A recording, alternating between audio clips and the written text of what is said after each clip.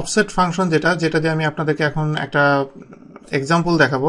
Offset ফাংশনটার actually অনেকগুলা use আছে, তো আমি তার ভিতরে একটা এক্সাম্পল আমি আপনাদেরকে দেখাচ্ছি।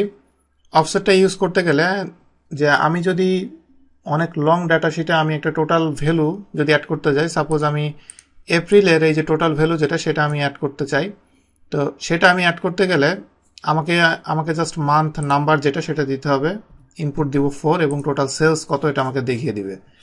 এখানে আমি অফসেট ভ্যালুটা ইউজ করব ইকুয়াল।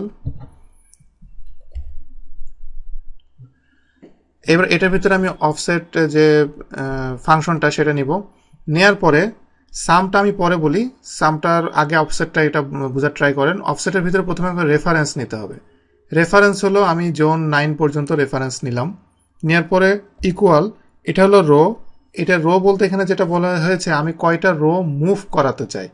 এখানে আমি কোনো রো মুভ করাবো না, রো যেই পজিশনে আছে সেই পজিশনেই থাকবে, সেই জন্য রো 0। এবং আমি কয়টা কলাম কয়টা মুভ করাতে চাই, কারণ আমি কোন কলামের ভ্যালুগুলো চাই 1 2 3 4। এপ্রিল মান্থের আমি সেলস রিপোর্ট চাচ্ছি, সেজন্য এখানে 4 হবে, অথবা মান্থের এখানে আমি 4 এটা আমি সিলেক্ট করব কারণ এখানে 4 আছে। এই 4টা কলাম সে মুভ করবে।